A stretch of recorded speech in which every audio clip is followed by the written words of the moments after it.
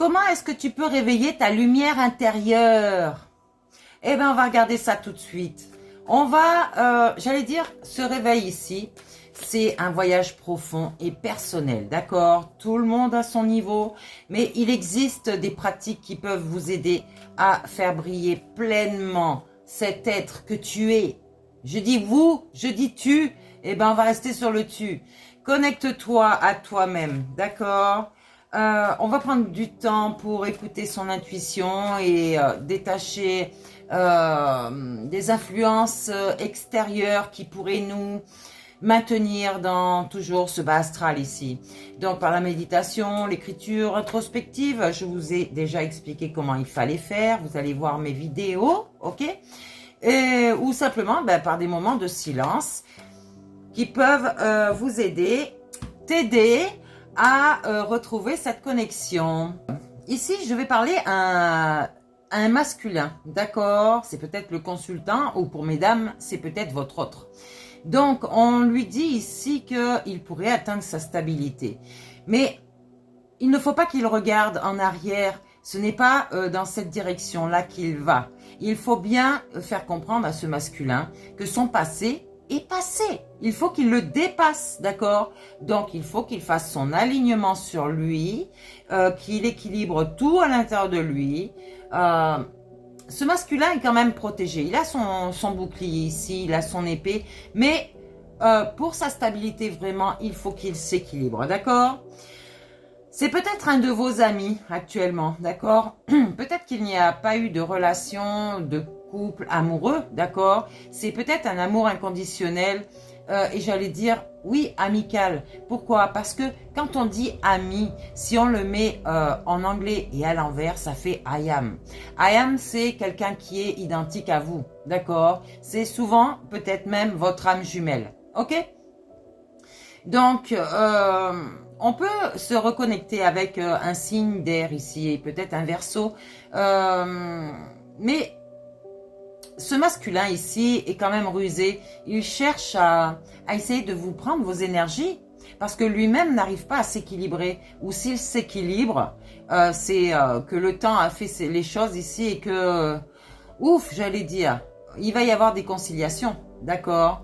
Donc, on lui dit à ce masculin que le destin est aussi une question de choix, mais pas seulement une question de chance, d'accord? Il ne faut pas qu'il prenne sa féminine pour une chance d'évoluer. Il faut que lui-même comprenne qu'il n'y a que lui qui peut se faire évoluer, grandir. Donc, peut-être qu'on compare ce masculin à un enfant, d'accord? Ici, cette personne, vraiment, ce masculin va se transformer. Il a retrouvé sa dignité. Sa divinité. Pourquoi je dis sa dignité? Il a peut-être repris sa dignité, son estime de soi-même. Il a réussi à voir en lui quelque chose de grand. Peut-être cet amour inconditionnel de lui-même. Il a appris à s'équilibrer alors. Donc, on lui dit bien à ce masculin que naître est difficile, d'accord? Grandir est difficile. Mais, j'allais dire la magie de la vie est merveilleuse. Il faut qu'il regarde cette transformation ici. À la base, c'était une chenille. C'est comme nous quand nous sommes enfants. Nous avons une période, c'est l'adolescence, pour devenir adulte. Eh bien, on va dire que cette adolescence, c'est cette forme de chrysalide qui nous aide à apprendre de nous-mêmes, à grandir. Le problème, c'est qu'on a été formaté. Donc, il faut voir cette chrysalide autrement pour pouvoir devenir ce beau papillon. Ok? Le papillon, c'est vraiment une transformation très dure qu'on a appris et souvent à l'âge de l'adulte. Parce que en étant enfant, nos parents nous maintiennent dans ce bas astral. J'allais dire, ils font tout pour nous éduquer, mais pas les bonnes manières de l'éducation. On ne reçoit pas de spiritualité ici, d'accord? Donc on se reconnecte à soi. On va se libérer des fausses croyances ici, d'accord? Des croyances qui nous limitent. J'allais dire, nous accumulons des peurs tout au long de notre vie et des doutes aussi qui voient notre lumière, d'accord? C'est pour ça que je vous dis que votre lumière est à l'état d'étincelle, une petite veilleuse, c'est comme dans les chaudières, vraiment la veilleuse. Mais il faut rallumer cette lumière et pour ça, il vous faut un coup de fouet, ok? Donc, je suis là pour vous donner ce coup de fouet et vraiment pour vous identifier ici au niveau de vos blocages et donc du travail pour les transformer en affirmations positives. Donc, c'est chaque pensée que vous nourrissez qui vont façonner votre énergie, d'accord? Donc, on va cultiver la gratitude ici et l'amour de soi. Je vous ai dit, soyez digne de recevoir, d'accord? La gratitude est une clé puissante pour réveiller ta lumière intérieure, d'accord? Donc, on va prendre le temps de reconnaître les belles choses qui nous entourent et on va célébrer nos propres qualités, d'accord? Plus tu t'aimes et plus ta lumière rayonne, c'est clair? Donc, apprends à t'aimer, apprends à te respecter, apprends à être fidèle envers toi-même. Et ne pas dire par hypocrisie aux autres ce que tu ne veux pas dire. Donc, toutes tes pensées, tu les dis. Connecte-toi aussi à la nature, ça va t'aider.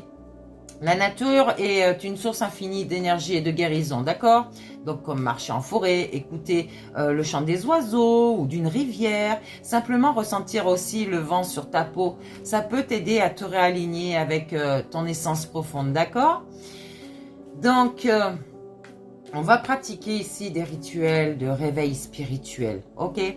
Certaines pratiques comme la visualisation, les affirmations positives, bien sûr, ou les bains énergétiques peuvent t'aider à réactiver ta lumière. Et j'allais dire, tout se passe à l'intérieur de toi, d'accord? On va trouver ce qui résonne le plus avec toi et on va intégrer cette chose dans ton quotidien. Toute cette méditation, toutes ces balades en forêt, tout ce qui te fait du bien, apporte-le à toi-même, d'accord? Et partage cette lumière, partage tes expériences, partage ce que tu vis. Lorsque tu rayonnes vraiment, tu inspires les autres à faire la même chose, d'accord? Donc, exprime-toi librement et sois authentique et ose montrer ta véritable essence, d'accord? Ta lumière peut être très contagieuse, je le vois moi aussi. Ok, donc ce chemin est unique à chacun, certes, à chacun, mais il commence toujours par une prise de conscience et une belle intention de sincérité envers toi-même et donc envers les autres. Et je suis sûre que vous ressentez cette lumière au fond de vous, d'accord? Le problème, c'est que vous mettez des masques sur vous pour protéger cette petite étincelle que vous avez peur de perdre parce que vous ne brillez pas assez. Donc, on va protéger son intérieur, mais comment vous dire, laissez ce cœur ouvert. Votre âme a besoin de s'exprimer, votre âme a besoin de s'élever, ok? Évoluer pour devenir ce maître ascensionné dont je vous parle. Et ce maître ascensionné, il va partager sa lumière, ok? C'est ce Lucifer qui porte cette lumière, et c'est vous, Lucifer. Ok, parce que en vous, vous avez ce diable, mais aussi ce Dieu. Donc, il faut l'équilibrer et porter, ce que votre âme, qui est votre créateur, jusqu'à son objectif. Donc, c'est votre mission de vie, c'est d'écouter cette intuition, votre âme. Et votre diable va faire en sorte, peut-être qu'il va... il va éteindre à quelque part les gens qui veulent. Il va punir, on va dire ça comme ça. Il va punir les gens qui veulent vous éteindre votre lumière, d'accord? Donc, je ne vous parle pas de meurtre ou quoi que ce soit ici. Je vous dis que ces gens ont des vérités à connaître sur eux-mêmes et c'est ce que je suis en train de faire, d'accord? Donc, vous allez guérir mes belles âmes. On vous parle d'une maison ici. Alors, on vous dit c'est l'heure du changement. Et le bonheur frappe à votre porte. Donc, sachez le reconnaître et l'accueillir, ok?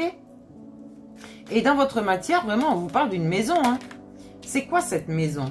Donc, vous avez cette force en vous. Peut-être un cadeau de vous être révélé d'avoir appris aux autres comme ce que vous étiez. Personne n'est responsable de votre bonheur sinon vous-même. Donc restez dans le bonheur. On vous parle d'un signe du lion ici.